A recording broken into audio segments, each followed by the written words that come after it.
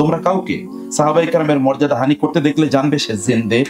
কেননা রাসূলুল্লাহ সাল্লাল্লাহু আলাইহি ওয়াসাল্লাম আমাদের নিকট হক এবং কোরআন আমাদের নিকট হক। আর এই কোরআন এবং হাদিস আমাদের নিকট পৌঁছেছে কেবলমাত্র সাহাবায়ে কেরামের মাধ্যমে। তারা আল্লাহর ব্যাপারে সন্তুষ্ট এবং আল্লাহ তাদের ব্যাপারে সন্তুষ্ট। লা তাসুব্বু আসহাব মুহাম্মাদিন সাল্লাল্লাহু আলাইহি ওয়াসাল্লাম, তোমরা রাসূলের সাহাবীদেরকে গালি দিও না।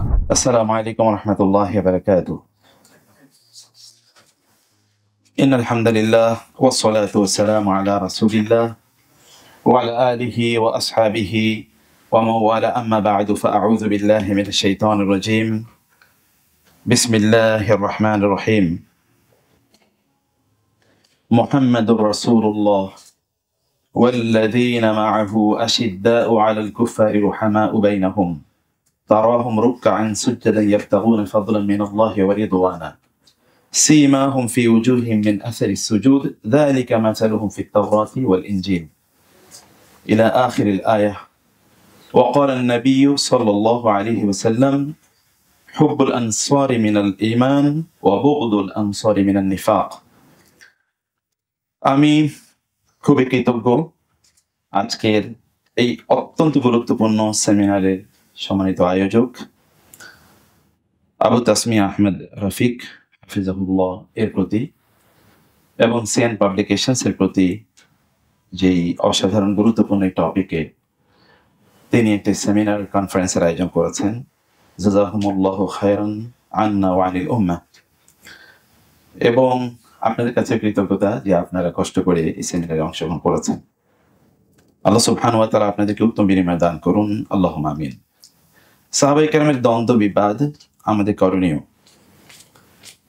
প্রথমে আমি একটু বলে নিতে চাই, একজন কবি এর একটা কবিতার দুটি চরণ একটু উল্লেখ করি। তিনি বলছেন, হাদাকাল্লাহু ইয়া তারিখু ইয়া শাইখাল আদালিলি ফামা আকদারা কাফাইকা আলা নাসলিল আবাতিলি তুহিব্বুল হাইয়া আও তাজলিম ইয়া তারিখু আহইয়ানা ফামা মিসলুকা মা'মুনুন আলা আখবারি মাউতানা। ইতিহাস পাঠ অত্যন্ত গুরুত্বপূর্ণ এবং প্রচন্ড বিপজ্জনক একটি বিষয়। তিনি নিজেই বলেছেন, হে তারিখ, তোমাকে আল্লাহ হেদায়েত দান করুক। কারণ ইয়া শাইখাল আদালিল, এ সকল পথভ্রষ্টতার শেখ আল আদালিল, তারিখকে তিনি বলছেন। এবং আমার খুব ভালো লেগেছে কবিতাটি, এই জন্য আপনাদেরকে শুরুতে বলছিলাম। তিনি বলছেন, ফামা আকদারা কাফাইকা, তুমি খুব শক্তিশালী হাতের অধিকারী, আলা নাসকিল আবাতিল, বাতিল গুলো মানুষের কাছে এগুলিকে সার্কুলেট করার ক্ষেত্রে তুমি খুবই দক্ষ, খুবই পটু এবং খুবই পারঙ্গম, শক্তিশালী। তুহিব্বুল হাইয়া আও তাজলিম ইয়া তারিখু আহইয়ানা, তুমি জীবিতদেরকে ভালোবাসো, কিন্তু ফামা মিসলুকা মা'মুনুন আলা আখবারি মাউতানা, আমাদের মৃতদের ব্যাপারে তোমাকে বিশ্বাস করা যায় না। কারণ মৃতদের ব্যাপারে তোমার উপর আমরা আস্থা রাখতে পারছি না, তুমি তাদের ব্যাপারে যা বলবা। এটা একটা মূলনীতি। তিনি যদিও বলেছেন বিষয়টা একেবারে আম বা ব্যাপক না হলেও এটা একটা মূলনীতি। এই জায়গাটাকে সামনে রেখে আমি আজকে এই বিষয়ে আলোচনা করব এবং ইনশাআল্লাহ আমি আশা করছি যে প্রবন্ধটা তৈরি হচ্ছে, আপনারা একটি স্ট্রাকচার প্রবন্ধ পেয়ে যাবেন ইনশাআল্লাহ সিএনএর মাধ্যমে ইনশাআল্লাহ। এক্ষেত্রে আমি কয়েকটি বই পড়েছি, আপনাদেরকে শুরুতেই আমি বইগুলোর একটু কথা বলে রাখি। যে বইগুলো আমি পড়েছি তোমাদের এক নম্বর বই হচ্ছে আল খিলাফাতু সিয়াসিয়াতু বাইনাস সাহাবাতি রাদিয়াল্লাহু তাআলা আনহুম আজমাইন। খুবই গুরুত্বপূর্ণ বই, কিন্তু বইয়ের ব্যাপারে কিছু এতেরাদাত আছে, কিছু আছে। সেটি যারা প্রাজ্ঞ এই ব্যাপারে তারা কিছু তাদের ইখতিরাহাত তারা উল্লেখ করেছেন এবং তিনি সেগুলো উত্তরও দিয়েছেন বটে। তো এতটুকু নিয়ে বইটি আপনাদেরকে পড়তে হবে। তবে এক্ষেত্রে সবচেয়ে চমৎকার যে বইটি আমি পড়েছি তা হচ্ছে তাসদীদুল ইসাবা ফিমা শাজারা বাইনাস সাহাবা। তাসদীদুল ইসাবা ফিমা শাজারা বাইনাস সাহাবা, এই বইটি দ্বিতীয়ত আমি পড়েছি। আরো একটি বই আমি পড়েছি এই ক্ষেত্রে। এর আগেও এই যে আল ইখতিলাফাত বাইনাল আসহাব অথবা বাইনাস সাহাবাতি রিদওয়ানুল্লাহি তাআলা আলাইহিম আজমাইন আমাদের অন্য পড়া ছিল। সেই পড়াগুলোর পাশাপাশি রিসেন্টলি যখন আমাদের শেখ যখন এই দায়িত্বটা দিলেন যে এতটুকু বিষয়ে একটু কথা বলার জন্য, তখন আমি ভাবলাম নতুন করে কিছু পড়াশোনা করা দরকার। এই জায়গায় কয়েকটি বিষয়ে প্রথমে একটু দোয়া করে রাখি আল্লাহ তাআলার কাছে। আল্লাহুম্মা রাব্বা জিবরিলা ওয়া মিকাঈলা ওয়া ইসরাফিল ফাতিরাস সামাওয়াতি ওয়াল আরদ আলিমাল গায়বি والشهادة أنت تحكم بين عبادك فيما كانوا فيه يختلفون اهدني لما اختلف اهدنا لما اختلف فيه من الحق فإنك تهدي من تشاء إلى صراط مستقيم. এটি খুবই সেনসিটিভ একটি টপিক। একটু যদি পা পিছলে যায় তাহলে হয় রিদ্দা অথবা কুফর, এর বাইরে আর কোনো পথ নেই। অতএব এ ব্যাপারে আমাদেরকে খুবই সাবধান থাকা দরকার। এবং ইবনে তাইমিয়ার ওই কথাটি আমাদেরকে মূলনীতি হিসেবে নেওয়া দরকার, ইন্নাল আদলা ওয়াজিবুন লিকুল্লি আহাদিন আলা কুল্লি আহাদিন ফি কুল্লি হালিন। সকল অবস্থায় সকলের উপরই আদল ইনসাফ মেনটেন করে এটা ওয়াজিব। ওয়াজুলমু মুহাররামুন মুতলাকান লা ইউবাহু বিহালিন, কোন অবস্থায় জুলুম জায়েজ নেই। এবং তিনি আরো বলেছেন, ইন্নাজ যালিমা ইয়াজলিমু ফায়ুবতালান নাসু বিফিতনাতিন তুসিবু মান লাম ইয়াজলিম, যেটি আল্লাহ তাআলা কোরআনে বলেছেন, ওয়াত্তাকু ফিতনাতান লা তুসিবান্নাল্লাযীনা যালামু মিনকুম খাসসা। এবং আল্লাহ তাআলা আমাদেরকে এই কথাও বলেছেন, আমরা যেন দোয়া করি, রব্বানা লা তাজআলনা ফিতনাতাল লিল কওমিজ যালিমিন, জালিমদের ব্যাপারে আমাদেরকে বা জালিমদের জন্য আমাদেরকে ফিতনার উপকরণ বানাবেন না, মানে তাদের জন্য যেন আমরা পরীক্ষার উপকরণ না হই, যেন আমাদের মাধ্যমে তারা পরীক্ষায় পড়ছে, আমরা যেন পরীক্ষার উপকরণ না হই। সেই দোয়াটি আল্লাহ সুবহানাহু ওয়া তাআলার কাছে করার জন্য আল্লাহ সুবহানাহু ওয়া তাআলাই আমাদেরকে শিখিয়ে দিয়েছেন। মৌলিক কয়েকটি বিষয় নিয়ে আলোচনা করি। এর মধ্যে 1 নম্বর বিষয় হচ্ছে, আমি আলোচনাটাকে 6টি ভাগে বিভক্ত করব। এর মধ্যে প্রথম ভাগে আমি ভূমিকা নিয়ে আলোচনা করব, দ্বিতীয়ত ভাগ হচ্ছে সাহাবায়ে কেরাম কারা, সংক্ষিপ্ত করে। এবং আমি জানি যে সময় খুবই নির্ধারিত, এবং আমি আল্লাহ তাআলার কাছে দোয়া করি আল্লাহ সুবহানাহু ওয়া তাআলা যেন উইদিন দি টাইম আমি আমার যে কথাগুলো বলতে চেয়েছি সেটাকে যেন র‍্যাপ আপ করতে পারি, আল্লাহুম্মা আমিন। এবং তৃতীয়ত হচ্ছে তাদের মধ্যকার ইখতিলাফের ধরন এবং ইখতিলাফের কারণগুলো কি, সাহাবায়ে কেরামের মধ্যকার ইখতিলাফের বিষয়, আহলুস সুন্নাহ ওয়াল জামাতের আকীদা, সাহাবায়ে কেরামের মধ্যকার ইখতিলাফের ব্যাপারে আমাদের করণীয় এবং শেষ কথা। 1 নম্বর যে বিষয়টি আমি বলতে চাই তা হলো যে সাহাবায়ে কেরামরা প্রত্যেকেই ন্যায়পরায়ণ, এ ব্যাপারে উম্মাহ তারা ইত্তেফাক করেছে, এ ব্যাপারে কোনো সন্দেহ নাই। আপনি যদি ইলমুর রিজাল পড়েন তাহলে দেখবেন যে ইলমুর রিজালে যারা হাদিস বর্ণনা করেছেন তাদের ব্যাপারে কিন্তু আলাপ আলোচনা আছে, এবং বিভিন্ন ধরনের কথাবার্তা সেখানে বলা আছে, অমুকে বিশ্বস্ত, এমনকি বলা আছে হুয়া কাযযাবুন, এরকম মতো বলা আছে, হুয়া কাযযাবুন, আরো অনেক ধরনের কথা বলা আছে। কিন্তু সাহাবায়ে কেরামদের ব্যাপারে আলোচনা আসলে স্টপ, আর কোনো কথা নেই। এখানে আসলে ইলমুর রিজালে সাহাবীদের পর্যন্ত আলোচনা তানকিদ হয়, নাকদ হয়, অমুকের ব্যাপারে তো, এমনকি তাবিঈদের ব্যাপারে আলোচনা হয়, যেন ঠিক আছে তারটা গ্রহণ করা যাবে অথবা তারটা গ্রহণ করা যাবে না। কিন্তু সাহাবায়ে কেরামের ব্যাপারে এসেই আলোচনা শেষ, এতটুকু পর্যন্ত পৌঁছে দিতে পারলেই তারা বুঝেন যে হাদিস সহিহ। অতএব এই লেভেলে যারা এই পৃথিবীর একটি মাত্র শাস্ত্র, যে শাস্ত্রে প্রত্যেকটি বক্তব্য এটা মানদণ্ড অনুসারে আছে কিনা সেটি বিশ্লেষণের জন্য আলাদা মেথোডোলজি আবিষ্কার করা হয়েছে। পৃথিবীতে এমন কোন মেথোডোলজি কোন জাতি কোনোদিনই আবিষ্কার করতে পারেনি, যেটি ইলমুর রিজাল নামে মেথোডোলজি আবিষ্কার করেছেন আমাদের সালাফরা। এরকম আনপ্রেসিডেন্টেড, এটা কোথাও এরকম কোনো নজিরই ছিল না। এবং ফান্ডামেন্টালস নামে বা উসুল নামে যে পড়াতে হবে, এটি কেবল মুসলমানরা ইউরোপিয়ানদেরকে শিখিয়েছে। এখন আপনি দেখবেন ফান্ডামেন্টালস অথবা principles of marketing, principles of management অথবা this and that, or fundamentals of or basics of, এগুলো নামে যা বলা আছে এগুলো হচ্ছে উসুলুল ফিকহ, উসুলুল হাদিস। মানে মুসলিমরা এটা শিখে যে উসুল পড়তে হয়, এটা আগে কেউ জানতো না, পৃথিবীর কোথাও এই আলোচনা ছিল না। সেই আলোচনায় সবচেয়ে রিগরাসলি যেই জায়গাটাকে অনেক বেশি তানকিদ করা হয়েছে, এবং এখানে অনেক বেশি তানকিহ করা হয়েছে, এখানে অনেক বেশি তাসহিহের আলোচনা ছিল, অনেক মূলনীতি এখানে তৈরি করা হয়েছে, রিগরাস মূলনীতি করা হয়েছে, সেটা ইলমুর রিজাল। সেই জায়গায় সাহাবায়ে কেরাম পর্যন্ত এসে আলোচনা স্তব্ধ, এরপরে কোনো আলোচনা নেই। কোন সাহাবী নিয়ে সালাফরা আলোচনা করেননি, সেখানে গিয়ে তারা থেমে গিয়েছেন। কারণ সাহাবী থেকে যদি আলোচনাটা এসে থাকে ততটুকু প্রমাণ করতে পারলে তারা বুঝেন যে এটি সহিহ বর্ণনা। অতএব আমরা এখান থেকে বুঝতে পারি যে তারা কতটা ন্যায়পরায়ণ তারা ছিলেন। অতএব তাদের ব্যাপারে সন্দেহের কোনো জায়গাই নেই। 2 নম্বর বিষয় হচ্ছে যে তারপরও সাহাবায়ে কেরামদেরকে নিয়ে একদল লোক তো কথা বলেন। কেন কথা বলেন? এরা কারা যারা কথা বলেন? একদল লোক যারা সাহাবায়ে কেরামদেরকে নিয়ে কথা বলেন, অথবা তাদের ন্যায়পরায়ণতা অথবা তাদের বিভিন্ন ত্রুটি বিচ্যুতি ইত্যাদি নিয়ে তারা, অথবা ফিতনাগুলো নিয়ে, তাদের সময় যে ফিতনা সংঘটিত হয়েছিল সেই ফিতনা নিয়ে অনেক বেশি আলোচনা করেন কারা? এর মধ্যে আপনি 3টি গ্রুপ দেখবেন। এর মধ্যে একটা গ্রুপ হচ্ছে যারা ইসলাম বিদ্বেষী, এরা এই কাজটি করে থাকেন। আরেক দল হচ্ছে ছদ্মাবরণে তারা মুসলিম, এরকম একদল লোক কাজ করেন। এবং 3 নম্বর হচ্ছে বেদাতিয়া, তারা অতিরঞ্জিত অনেক কিছু করে তারা কখনো কখনো জিনিসটাকে একেবারে তারা গোলপাক খাইয়ে ফেলেন এবং এর মধ্যে তারা ঢুকে যান, এখান থেকে তারা বের হতে পারেন না। এবং এই কারণে আপনি দেখবেন যে আমাদের সালাফরা, যেমন রাজি রহিমাহুল্লাহ, তিনি বলেছেন, তোমরা কাউকে সাহাবায়ে কেরামের মর্যাদা হানি করতে দেখলে জানবে সে জিন্দেক, কেননা রাসূলুল্লাহ সাল্লাল্লাহু আলাইহি ওয়াসাল্লাম আমাদের নিকট হক এবং কোরআন আমাদের নিকট হক, আর এই কোরআন এবং হাদিস আমাদের নিকটে পৌঁছেছে কেবলমাত্র সাহাবায়ে কেরামের মাধ্যমে। আমরা দিন যা পেয়েছি, এবং এখানে আপনারা যে বসে আছেন না, আপনারাও কিন্তু আলোকিত হয়েছেন কেবল সাহাবায়ে কেরামের কারণে।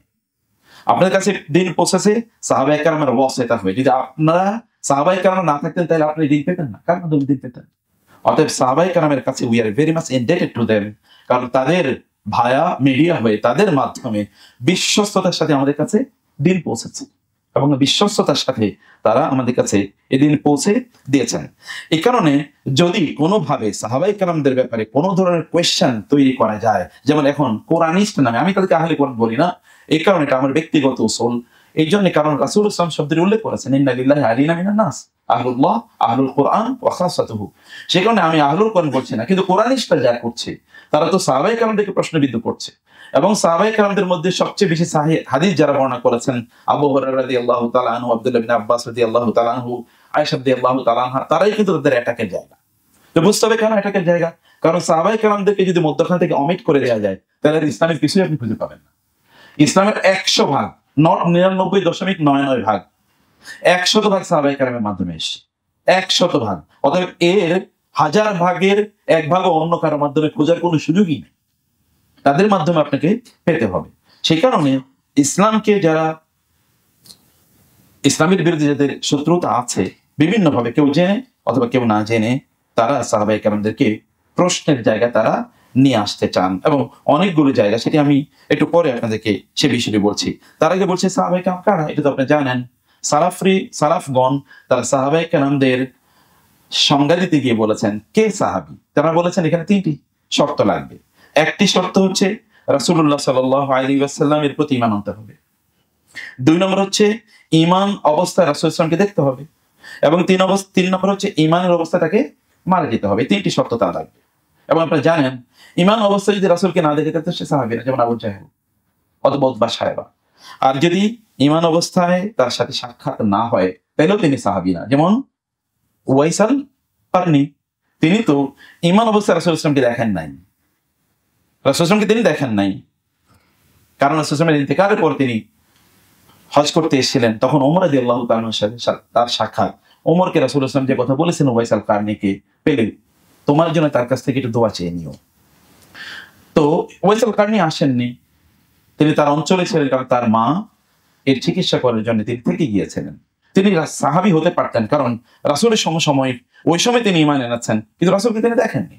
অর্থাৎ না দেখলে তিনি সাহাবী হতে পারেন না, যদিও তিনি সমসাময়িক এবং সেই সময় তিনি ঈমান এনেছেন। কিন্তু এটা দেখা মানেই কেবলমাত্র চোখ দিয়ে দেখা নয়। তাহলে আব্দুল্লাহ ইবনে উম্মে মাকতুমও সাহাবী হবেন না। চোখ দিয়ে দেখা নয়, তার সমসাময়িক তার সাথে এসেছেন, তার সাথে কথাবার্তা বলেছেন, এটাকে আমরা সাক্ষাৎ হিসেবে শরিয়া মানে পরিভাষায়, ইতিহাসের পরিভাষায় বলছি।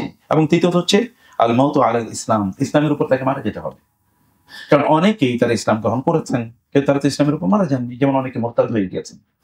সাহাবায়ে কেরামদের সময় যদি আমরা মুসলিমদেরকে ভাগ করি তাহলে 3টা ভাগে বিভক্ত করতে হবে। একটা হচ্ছে আস-সাবিকুন আল-আউয়ালুনা মিনাল মুহাজিরিন ওয়াল আনসার, এরা হচ্ছে আস-সাবিকুন আল-আউয়ালুন। সবাই কিন্তু একই ক্যাটাগরির মুসলিম ছিলেন না, মানে সকলেরই ঈমান বা মর্যাদার লেভেল, ঈমানের লেভেল এক সমান হয়তো হতে পারে, কিন্তু মর্যাদার লেভেল এক সমান না। যদি এখানে, কারণ এখানে আহনাফের একটা বিতর্ক আছে যে ঈমান একটা বেসিক লেভেলের নিচে যাওয়া যায় না, এই কারণে আল ঈমান ইয়াজিদু ওয়া ইয়ানকুসু, এটা একটা ইখতিলাফের ইস্যু। আমি সেই জায়গায় যাচ্ছি না, বলছি যে তাদের কমপক্ষে আমল অথবা তাদের কন্ট্রিবিউশন ইত্যাদির কারণে তাদের মধ্যে কি আছে, আল্লাহ সুবহানাহু ওয়া তাআলা বলেছেন যে এর মধ্যে ওয়া মিনহুম সাবিকুম বিল খায়রাত, একজন হচ্ছে কি মুকতাসিদ, একজন হচ্ছে যালিম বিনাফসি, ওয়া মিনহুম মুকতাসিদ ওয়া মিনহুম সাবিকুম বিল খায়রাত। এর মধ্যে একদল আছেন যারা সাবিকুন আল আউয়ালুন এর অন্তর্ভুক্ত, তাদের ব্যাপারে কোনো প্রশ্নই নেই, কোনো আলোচনাই নেই। আর একজন হচ্ছে যারা তারা হচ্ছেন মুকতাসিদ, হতে পারে এরকম যেটি কোরআনে আল্লাহ তাআলা বলেছেন। এর মধ্যে ওয়া আখারুনা, একদল তারা কি করেছে, তারা কিছু কিছু ভুলও করে ফেলেছে, কিন্তু তারা তাৎক্ষণিকভাবেই তারা কি গুনাহ করে, মানে তারা আল্লাহ তাআলার কাছে তওবা করেছেন, অথবা অন্য ইস্যুগুলো যেগুলো আমরা পরে আলোচনা করব। এরকম কিছু আছে। আর কিছু যারা যালিমুল লিনাফসি ছিল এবং পরবর্তী তারা কি হয়ে গেছে, মুরতাদ হয়ে গেছে, যদি আব্দুল্লাহ ইবনে উবাই ইবনে সালুল সহ আরো অনেক আছে, অথবা ইবনুল খাত্তাব, অথবা ওই দুই কবি নারী যাদেরকে রাসূল সাল্লাল্লাহু আলাইহি ওয়াসাল্লাম হত্যার নির্দেশ দিয়েছেন, যদি তাদেরকে মুআল্লাকাম বিআস্তারিল কাবা, যদিও কাবার গিলাফ ধরে তাদেরকে ঝুলতে দেখা হয়, তাহলে তাদেরকে হত্যা করা হবে। এরকম কয়েকজনের কথা আমরা জানি যারা পরবর্তীতে মুরতাদ হয়ে গেছেন এবং তারা মারাও গিয়েছেন। যেমন উবাইদুল্লাহ ইবনে জাহাশ আল আসাদি, যিনি হাবাসাতে হিজরত করে গিয়েছেন, তিনি খ্রিস্টান হয়ে গিয়েছেন এবং তিনি হাবাসা মারা গিয়েছেন।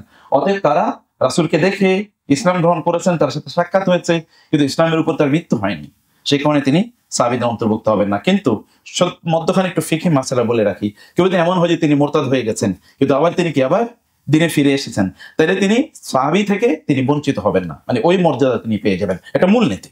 যখন আমরা কাউকে নিয়ে আলোচনা করব তখন কি সাহাবী কিনা তিনি, সেটি আমাদেরকে সেটি বুঝতে হবে। তাদের সম্পর্কে সংক্ষিপ্ত, তাদের মর্যাদা সম্পর্কে যদি আমরা সংক্ষিপ্তভাবে কয়েকটি জিনিস একটু মাত্র বলে রাখি, যেটি এর আগে বললাম, সাহাবে কেরামের তাদের মর্যাদার স্তর ভেদ থাকতে পারে, কিন্তু পরবর্তী যুগে যত মুসলিম এসছেন, এমনকি বড় বড় মুসলিম মনীষা, এমনকি তাবেঈনরাও যদি বলি, সর্বশ্রেষ্ঠ তাবেঈকে যদি সাহাবায়ে কেরামদের মধ্যে আমরা যেই সাহাবী যদি ক্যাটাগরাইজ করি, আমরা যদি মনে করি একেবারে পেছনের সারির একজন সাহাবীর কথা যদি বলি, আল্লাহ মাফ করে দিন যদি শব্দ চয়নে কোনো ত্রুটি থাকে, তাইলে ওই তাবেঈর শ্রেষ্ঠতম তাবেঈর সাথে একজন সাহাবীর তুলনা দেয়া যায় না, কারণ তার মর্যাদা অন্য, তার মর্যাদা এরকম শ্রেষ্ঠতম তাবেঈর চেয়েও অনেক অনেক অনেক অনেক বেশি। সাহাবী রাসূলুল্লাহ সাল্লাল্লাহু আলাইহি ওয়াসাল্লাম এবং উম্মার মাঝে একেবারে প্রথম তথ্যসূত্র, এবং যেটা আমরা বলেছি মধ্যসূত্র, তাদের মাধ্যমে মূলত আমরা দিন পেয়েছি। এই কারণে তাদেরকে বাদ দিয়ে আমরা দিনকে একেবারেই কল্পনা করারই আমাদের কোনো সুযোগ নাই। সাহাবায়ে কেরামের মর্যাদা সম্পর্কে আলোচনা করতে ইবনে আব্দুল বার তিনি বলেছেন, রাসূলুল্লাহ সাল্লাল্লাহু আলাইহি ওয়াসাল্লামের সোহবত এবং তার সুন্নতের হেফাজত, ইশাআতের দুর্লভ মর্যাদা কেবলমাত্র আল্লাহ তাআলা তাদেরকে প্রদান করেছেন, এবং এই কারণে তারা খায়রুল কুরুন, অথবা কি তারা খায়রুল উম্মাহ, খায়রু উম্মতি বলে রাসূলুল্লাহ সাল্লাল্লাহু আলাইহি ওয়াসাল্লাম স্পেশাল এই একটি মানে আনশেয়ারেবল মর্যাদা আল্লাহ তাআলা তাদেরকে আল্লাহ রাসূল তাদেরকে প্রদান করেছেন। আব্দুল্লাহ ইবনে মাসউদ রাদিয়াল্লাহু তিনি বলতেন, ইন্নাল্লাহা নাযারা ফি কুলুবিল ইবাদি ফাওয়াজাদা কলবা মুহাম্মাদিন সাল্লাল্লাহু আলাইহি ওয়াসাল্লাম খায়রা কুলুবিল ইবাদ। আল্লাহ তাআলা মানুষের অন্তরের দিকে তাকালেন এবং দেখলেন মুহাম্মদুর রাসূলুল্লাহ সাল্লাল্লাহু আলাইহি ওয়াসাল্লামের অন্তর হচ্ছে মানব জাতির মধ্যে শ্রেষ্ঠ। অতঃপর ফাসতাফাহু লিনাফসিহি ফাবতাআসাহু বিরিসালাতিহি, তিনি তার নিজের জন্য তাকে নির্বাচন করে নিলেন। আল্লাহ তাআলা অনেক জায়গায় বলেছেন, আমি আপনাকে আমার নিজের জন্য নির্বাচন করে নিলাম, আপনাকে আমার নিজের জন্য বানালাম, ওয়ালি তুসনা আলা আইনি ওয়াসতানাতুকা লিনাফসি। মানে আল্লাহ তাআলা কাউকে বলেছেন, আমার নিজের জন্য আমি আপনাকে specially, I have crafted you specially for me, আমার জন্য আমি আপনাকে তৈরি করে নিলাম। এবং এখানে আল্লাহ রাসূলের ব্যাপারে ঠিক একই ধরনের বর্ণনা করেন বহু জায়গা আছে। অতঃপর তিনি বললেন, সুম্মা নাযারা, আব্দুল্লাহ ইবনে আব্বাস রাদিয়াল্লাহু তাআলা আনহু, সুম্মা নাযারা ফি কুলুবিল ইবাদি ফাওয়াজাদা কলবা মুহাম্মাদিন সাল্লাল্লাহু আলাইহি ওয়াসাল্লাম ফাওয়াজাদা বা'দা কলমি মুহাম্মাদিন সাল্লাল্লাহু আলাইহি ওয়াসাল্লাম কুলুবা আসহাবিন নবী সাল্লাল্লাহু আলাইহি ওয়াসাল্লাম খায়রা কুলুবিল ইবাদি। অতঃপর রাসূল তিনি বলছেন, অতঃপর আল্লাহ তাআলা রাসূলুল্লাহ সাল্লাল্লাহু আলাইহি ওয়াসাল্লামের পর অন্য সকল মানুষের অন্তরের দিকে তাকালেন, তাকিয়ে দেখলেন রাসূলুল্লাহ সাল্লাল্লাহু আলাইহি ওয়াসাল্লামের অন্তরের পর এই পৃথিবীতে সবচেয়ে ভালো সর্বোত্তম অন্তর হচ্ছে সাহাবায়ে কেরামের অন্তর। অতঃপর তিনি কি বলেন, ফাজআলাহুম উযারা নবিয়িহি, অতঃপর এই কারণে তিনি তার নবীর ওয়াজির হিসেবে, সহযোগী হিসেবে, সহকারী হিসেবে এবং তার সাথী হিসেবে আল্লাহ তাআলা তাদেরকে নির্বাচন করলেন। ইউকাতিলুনা আলা দীনিহি, তার দ্বীনের জন্য তারা যুদ্ধ করে যাবে। এটা রাসূল সাল্লাল্লাহু আলাইহি ওয়াসাল্লাম এর জন্য স্পেশালি তাদেরকে নির্বাচন করেছেন বলে আব্দুল্লাহ ইবনে মাসউদ তিনি বলছেন। সমগ্র পৃথিবীতে, এবং আপনি জানেন আফকাহুন নাস, উম্মার মধ্যে আফকাহু উম্মতি, আমার উম্মার মধ্যে সবচেয়ে বেশি ফিকহ দূরদর্শিতার অধিকারী আব্দুল্লাহ ইবনে মাসউদ রাদিয়াল্লাহু তাআলা আনহু কথা এটি। আমরা সমগ্র পৃথিবী যদি ইসলাম ছড়িয়ে পড়ার কথা বলি, তাহলে ছড়িয়ে পড়েছে যাদের হাত ধরে, তারা হচ্ছেন সাহাবায়ে কেরাম রাদিয়াল্লাহু তাআলা। এবং আমি যে কথা আগে বলেছি, আপনাদের বোধ হয় সেই কৃতজ্ঞতা আদায় করতে হবে, এবং সেটা আমরা বলিও রাদিয়াল্লাহু তাআলা আনহুম বলে, অথবা রাদিয়াল্লাহু তাআলা আনহুম ওয়া রাদু আন। এরপর সাহাবায়ে কেরামের মাঝে এমন কিছু বৈশিষ্ট্যের সন্নিবেশ ঘটেছে যেটা কেবলমাত্র নবীদের মধ্যে সম্ভব, আর কারোর মাঝে সম্ভব না। আল্লাহ সুবহানাহু ওয়া তাআলা এই মর্যাদা তাদেরকে প্রদান করেছেন। কোরআনে তো সাহাবায়ে কেরামের আলোচনা পাতায় পাতায় আছে কোরআনের। মুহাম্মাদুর রাসূলুল্লাহ ওয়াল্লাযীনা মাআহু আশিদ্দাউ আলাল কুফারি রুহামাউ বাইনাহুম তারাহুম রুকআন সুজদান ইয়াবতাগুনা ফাদলান মিনাল্লাহি ওয়া রিদওয়ানা সীমাহুম ফি ওয়ুজুহিহিম মিন আসারিস সুজুদ যালিকা মাসালুন ফিত তাওরাতি ওয়া মাসালুন ফিল ইনজিল। আল্লাহ তাআলা তাওরাত এবং ইনজিলে সাহাবায়ে কেরামের কথা আলোচনা করেছেন।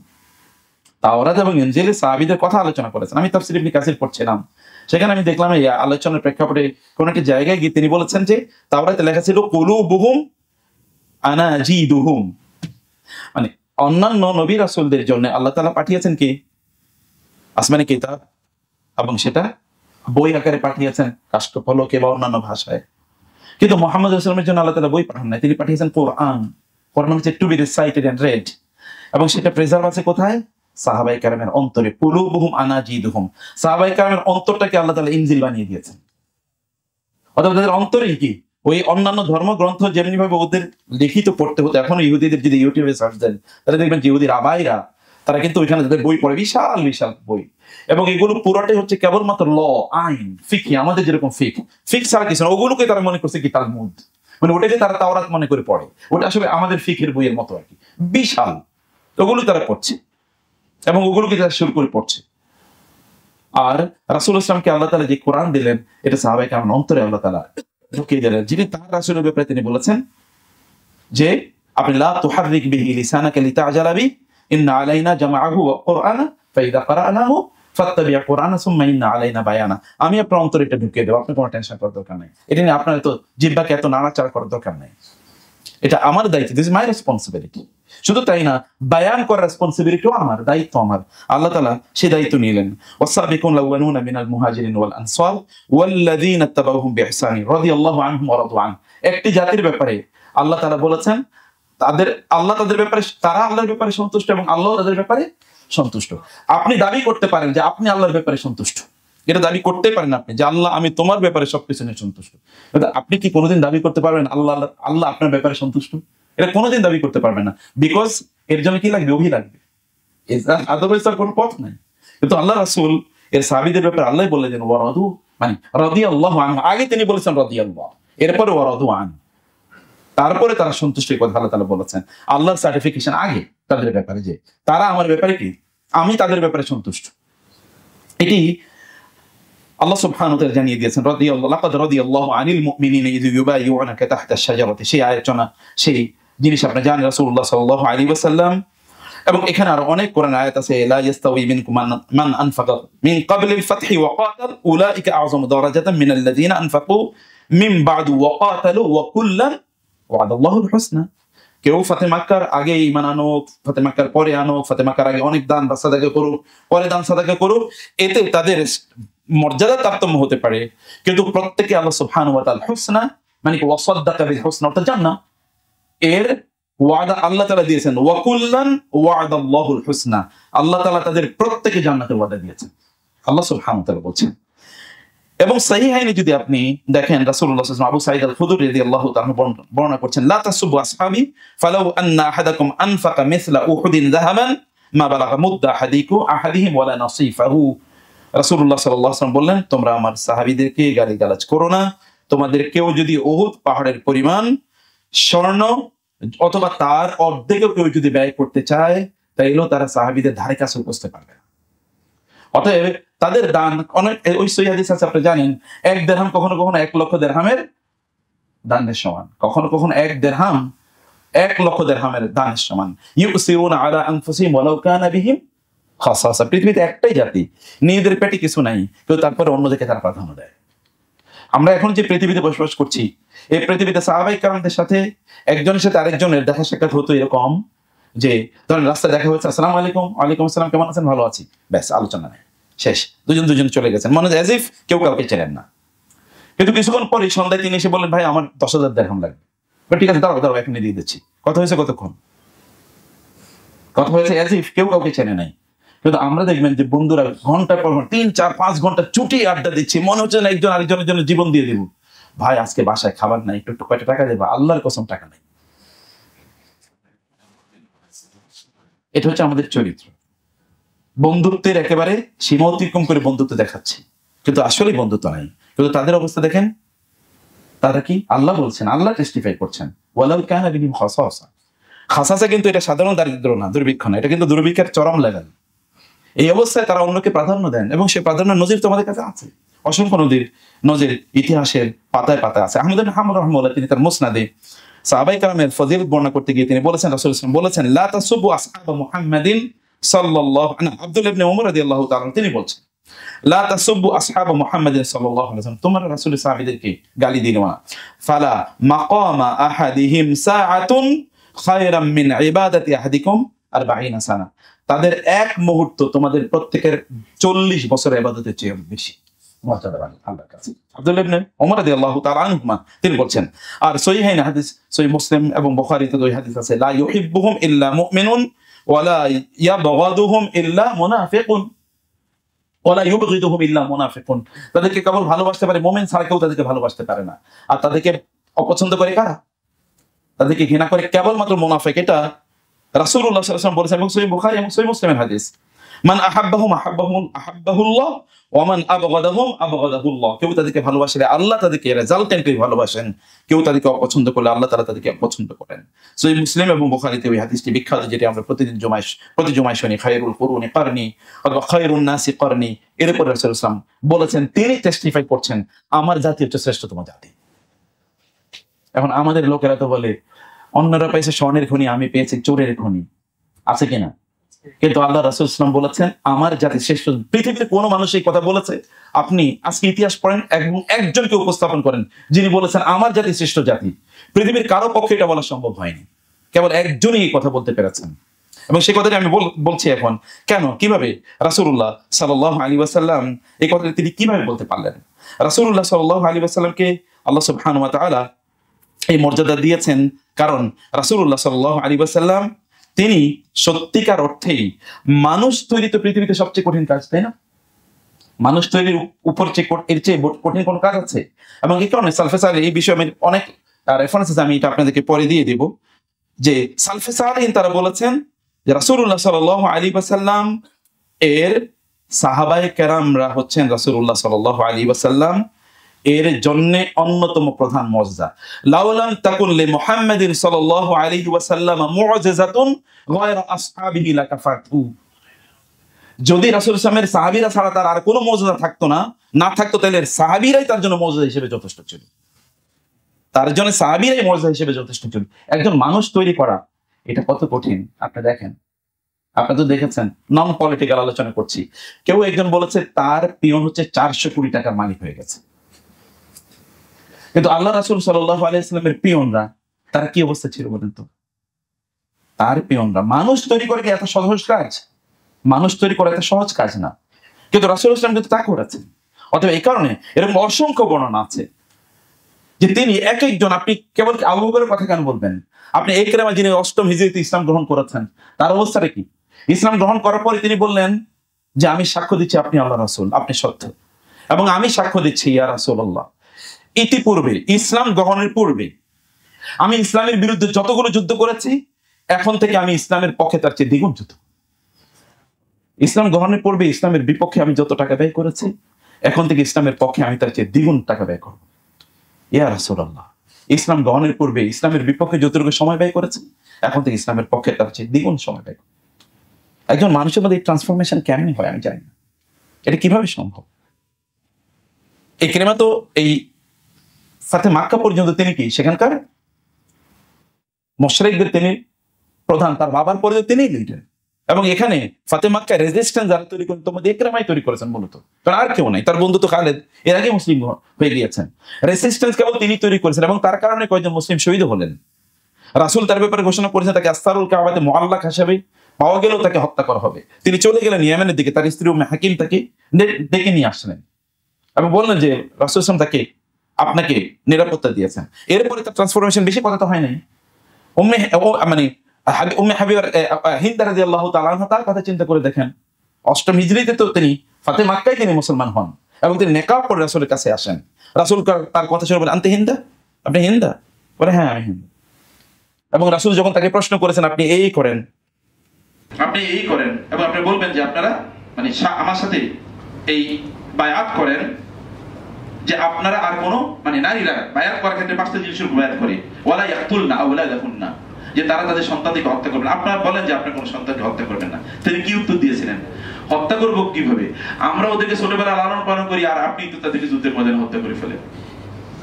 মানে উত্তরের অবস্থা দেখেছেন? আমরা হত্যা করার সুযোগ পাবো কই? আমরা ওদেরকে তো লালন পালন করি, আর যুদ্ধের ময়দানে তো আপনি মারেন। সহিহ বুখারীর হাদিস। রাসূলুল্লাহ সাল্লাল্লাহু আলাইহি ওয়াসাল্লাম এর প্রতি নারীর অবস্থাটা কি ছিল পরবর্তীতে, তার রাসূলের প্রতি তার ফেইল ভালোবাসা, এবং তারই ছেলে তো মুয়াবিয়া রাদিয়াল্লাহু তাআলা আনহু খায়রুল মুলুক। এই পৃথিবী এমন কোন রাজা একজনও দেখে নাই, এই পৃথিবী এমন দিনদার, এমন আল্লাহওয়ালা, এমন ন্যায়পরায়ণ শাসক কখনোই দেখে নাই। মানে যদি রাজার কথা বলি, কারণ মুলুক বলা হয়েছে, এরকম আরো দেখে নেই। এই তো তিনি তাকে নির্মাণ করেছেন, এবং তিনি বলেছেন তার ছেলেকে, মুয়াবিয়া তুমি ওমরের সাথে সময় কাটাবা, তার কাছ থেকে তুমি শিখবে। রাসূলুল্লাহ সাল্লাল্লাহু আলাইহি ওয়াসাল্লাম এমন মানুষদেরকে তৈরি করেছেন। আমি জানি যে এটা একটা লম্বা আলোচনা, এবং এই আলোচনা কয়েক ঘন্টার ইস্যু। না শেখ, এটা আমি জুলুম করবো না, তবে এটা অনেক লম্বা আলোচনা। আমি শেখকে বলবো যে কোন এক সময় আমরা এই আলোচনাটা নিয়ে একেবারে দিনব্যাপী আলোচনা করবো, এবং একটা লিটারেচার তৈরি করবো ইনশাআল্লাহ, যেটা কমপক্ষে ধরেন আপনাদের কাছে দলিল হিসেবে থাকবে কমপক্ষে 100-150 পেজের একটা দলিল হিসেবে থাকবে, এটা আপনাদের কাছে থাকবে। সেই জায়গাটা আমরা একটা লম্বা আলোচনা করবো ইনশাআল্লাহ। যেমন আজকে তো অনেক বেশি কথা বলতে পারবো না। রাসূলুল্লাহ সাল্লাল্লাহু আলাইহি ওয়াসাল্লাম তিনি বলেছেন, এটা আবু মুসা আল-আশআরী রাদিয়াল্লাহু তাআলা হাদিস, এবং সহিহ মুসলিমে হাদিসটি বর্ণিত হয়েছে, আন-নুজুমু আমানাতুন লিস-সামাই ফাইযা যাহাবাতিন নুজুমু আতাস-সামাআ মা তুআদু। তারকাগুলো হচ্ছে আসমানের জন্য প্রতিরক্ষাকারী। কারণ আপনি জানেন আসমানগুলোকে আল্লাহ সুবহানাহু ওয়া তাআলা কি করেছেন, ওয়াজাইয়ানা সামাআ বিমাসাবিহা ওয়াজআলনাহু রুজুমান লিশ-শায়াতিন। অতএব এটাকে রুজুমান লিশ-শায়াতিন, আসমান এর এই তারকাগুলো, এইটার দুটো কাজ, একটা হচ্ছে কি জিনা তাযয়িনুস সামা, আর কি এই তাহফিজুস সামা, আসমানকে প্রতিরক্ষা করে যেন ওইখান থেকে ফাআতবাহু শিহাবুম মুবিন ওয়া আন্না কুন্না নাকউদু মিনহা মাকআইদা লিস-সামঈ ফামান ইয়াসতামি'ল আনা ইয়াজিদ লাহু শিহাবান রাসাদা। আমরা আগে আসমানে গিয়ে বিভিন্ন জায়গায়, এটা এই জিনরা বলছে, ওইখানে আমাদের বিভিন্ন আড্ডাখানা ছিল, মাকআইদা লিস-সামঈ, ওইখানে গিয়ে আমরা আড্ডাবাজি করতাম, এবং ওইখান থেকে একটু কোনো কথাবার্তা শুনলে তাড়াতাড়ি উঠে নিয়ে আসতাম। হঠাৎ করে আমরা দেখলাম আর আমরা কি আসমানের দরজা বন্ধ, আর কাছে যেতে পারছি না। তার মানে তারকাগুলো এখন রুজুম আকারে কাজ করছে। এর আগে কোরআন নাজিলের আগে তারকাগুলোর কাজ এটা ছিল না। কোরআন নাজিলের পর, এর আগে তাজিল ছিল, কিন্তু কোরআন নাজিলের পর তারকাগুলো কি করছে, নতুন একটা অ্যাসাইনমেন্ট তাদেরকে দেওয়া হয়েছে। তাহলে শয়তানগুলো বা জিনগুলো যদি আসমানের কাছাকাছি যায়, তাহলে তাদেরকে উল্কা মেরে অথবা তীর মেরে তাদেরকে সেখান থেকে তাড়িয়ে দিতে হবে। এই কাজ আল্লাহ সুবহানাহু ওয়া তাআলা এই আসমানের তারকাগুলোকে দিয়েছেন। যাই হোক, তিনি বললেন এই আসমানের তারকাগুলোর কাজ হচ্ছে এটা, যখন আসমানের তারকা চলে যাবে তখন আসমান কি হয়ে যাবে, উন্মুক্ত হয়ে যাবে। ওয়া ইযান নুজুমু কাদারাত, ইযা শামসু কুবিরাত ওয়া ইযান নুজুমু কাদারাত। যখন এই আন-নুজুম যখন এনকাদারাত মানে হচ্ছে আয়াতাসাকাতাত, অর্থাৎ এগুলো খসে খসে পড়বে, অথবা এগুলো তখন তার আলো নিষ্প্রভ হয়ে যাবে, অর্থাৎ এগুলো আলো থাকবে না, যেই অর্থেই হোক না কেন তার কার্যকারিতা হারিয়ে ফেলবে। তো এরপর রাসূল সাল্লাল্লাহু আলাইহি ওয়াসাল্লাম কি বলেন, ওয়া আনা আমানাতুন লি আসহাবি ফাইদা যাহাবতু আনা আতা আসহাবি মা ইউআদুন। আমি আমার সাহাবীদের জন্য আমানা, প্রতিরক্ষাকারী।